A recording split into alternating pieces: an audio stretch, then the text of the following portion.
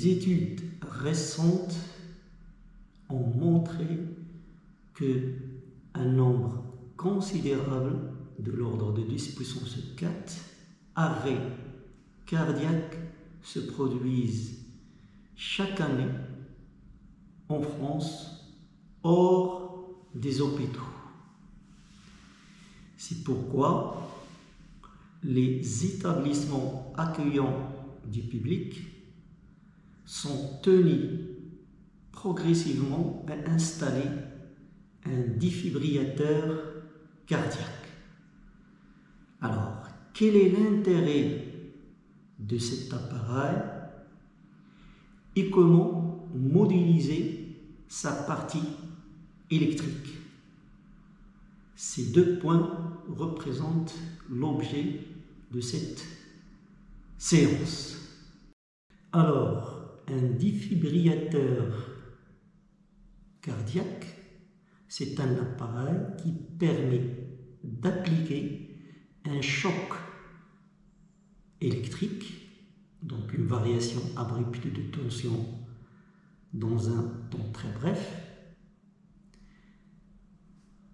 sur le thorax d'un patient qui souffre de problèmes cardiaques, surtout une contraction irrégulière et inefficace de sa pompe. Passons maintenant à son modèle électrique. En fait, on va modéliser la partie électrique du défibrillateur cardiaque.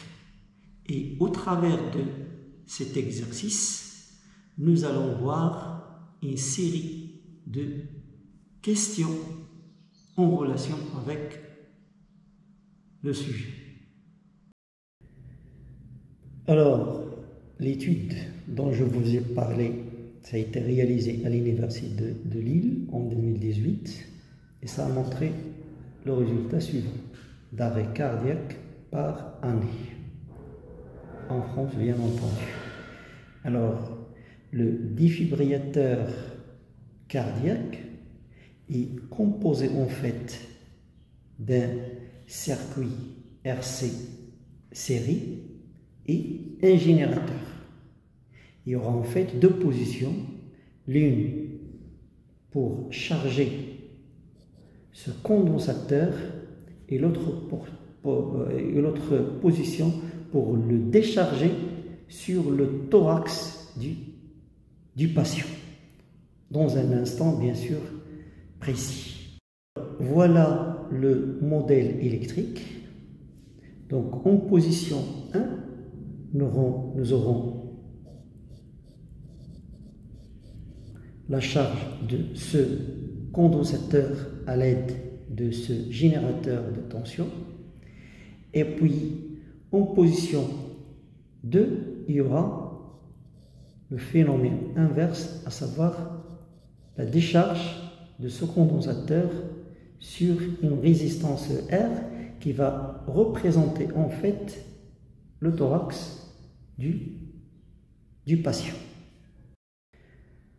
Alors, toutes ces 4 questions concernent en fait la charge du condensateur. Donc, on vous demande en premier lieu de préciser la position de charge, l'équation différentielle qui régit ce phénomène de charge, et puis vérifier cette solution, et on vous demande de représenter l'allure générale de la charge du condensateur, c'est-à-dire l'évolution de sa tension en fonction du temps. Alors la question 1 et la question 2 concernent pour la première la position de charge, c'est bien sûr c'est la position 1, l'interrupteur est en position 1, et l'équation de différentiel qui régit le phénomène de charge. Donc il suffit d'orienter cette maille, donc lui donner un sens arbitraire, et appliquer l'additivité des tensions, c'est-à-dire la somme des tensions sur une maille, cette somme-là est égale à 0. Donc c'est très simple d'avoir la relation. En fait, ici, je passe par moins E, donc je vais écrire moins E. Ici, pour la tension aux bornes du résisteur de résistance R, donc j'ai le même sens que I, donc je vais écrire plus RI. Et ici, je passe par plus UC, donc plus UC. Tout ça, c'est égal à 0. Maintenant, il faut se débarrasser de ce I-là. Donc, il faut l'exprimer en fonction de UC. En fait, le I, si on représente ça, c'est la charge. Donc, le I, par définition, c'est dQ sur dt. Et le Q n'est rien d'autre que C fois UC. Donc, je vais avoir un I qui est égal à C D de UC sur dt. Donc, je remplace ici. Donc, je vais avoir RC UC point plus ce IC là. Ça, c'est égal à AE. Donc, voilà l'équation différentielle qui régit le phénomène de charge. Maintenant, après avoir déterminé l'équation différentielle qui régit la charge, donc on vous demande de montrer que ici est une solution et de tracer l'allure en question 4. Alors pour cette question-là, donc résoudre cette équation différentielle, donc fait passer par deux étapes.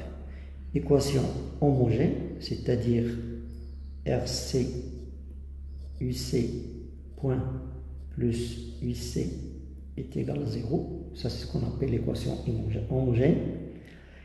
Et on va déterminer la solution. Donc la solution, ça va être en fait un UC est égal à une constante A exponentielle moins T sur taux. Taux de charge avec ce taux de charge, c'est en fait c'est RC.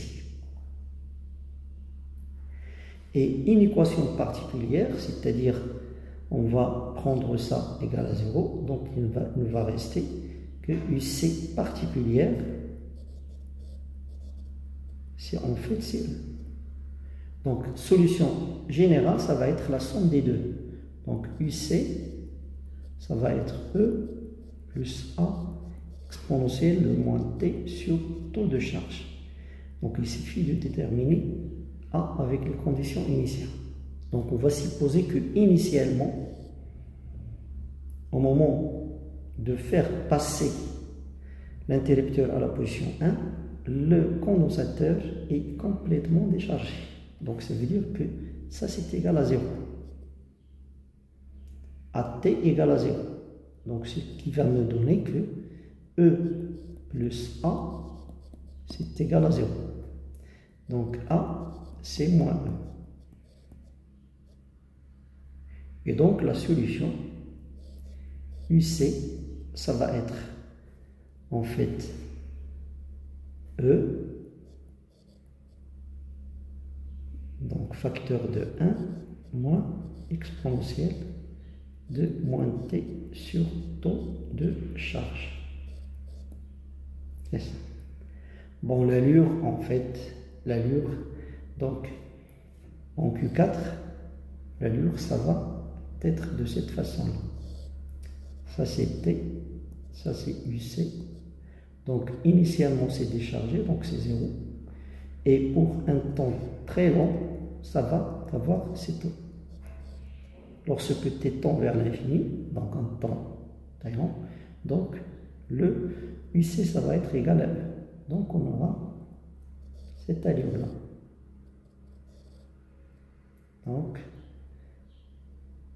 Donc ça c'est un régime transitoire et ici vous avez le régime permanent. Maintenant, la question 5, c'est en fait c'est une application numérique. Donc pour T1 égale à 5 fois taux charge, UC prend 99% de la valeur finale qui est E.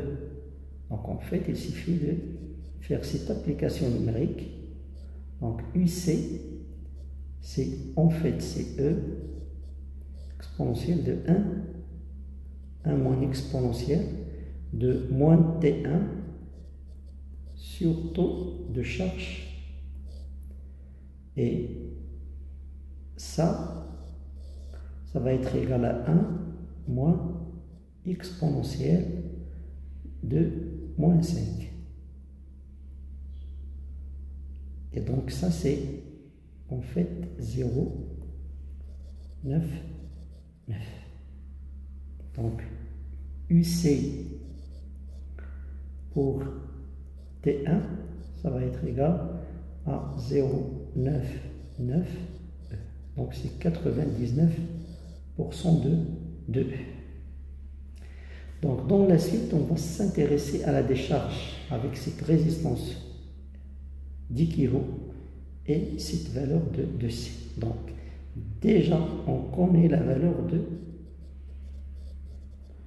du temps caractéristique de la décharge. C'est en fait c'est RC.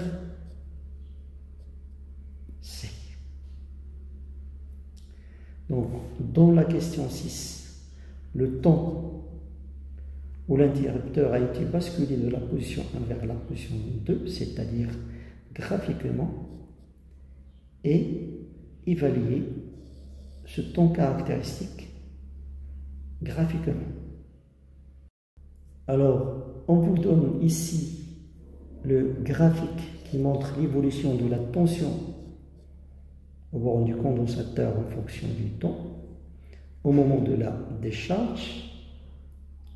Au cours de la décharge, on vous demande de préciser le temps de décharge, de commencement de décharge. Donc c'est à partir de cet instant-là que commence la diminution de UC. Donc c'est T2, c'est 0,024 secondes. Et puis, le temps caractéristique de cette décharge obtenue graphiquement, donc il suffit de tracer cette pente-là.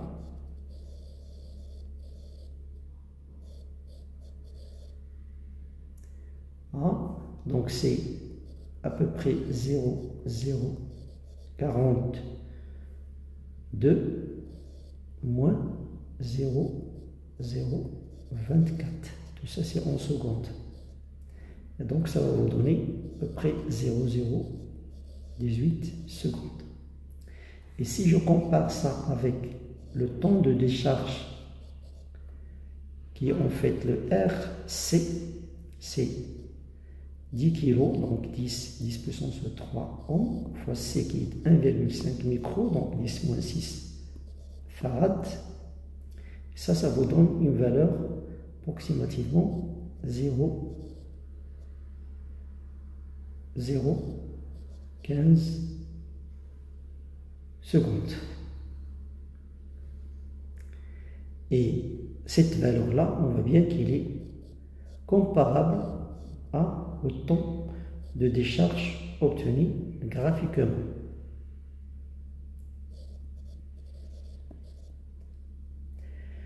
Maintenant, cette durée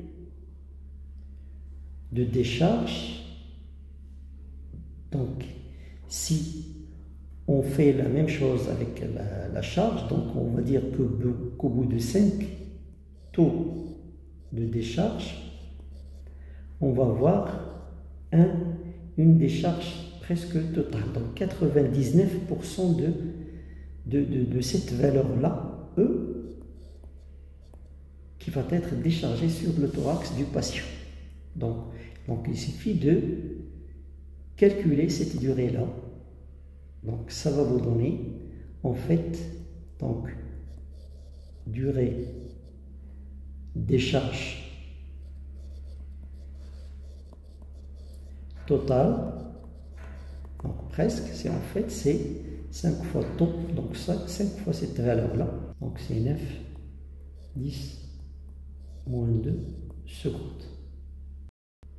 Maintenant, pour comparer les résultats de l'expérience avec ceux mentionnés dans la notice dit défibrillateur, donc on a ici une série de valeurs, donc une durée totale de charge moins 10 secondes, moins de 4 secondes pour la délivrance du choc électrique, et la tension appliquée c'est 2 kV avec une capacité de l'ordre de 170 microfarads. Et on assimile la résistance du corps d'un adulte entre 50 et 150 ohms. Donc on aura un R moyen qui est de l'ordre de 100 ohms. Et donc ça va nous donner un R moyen C qui est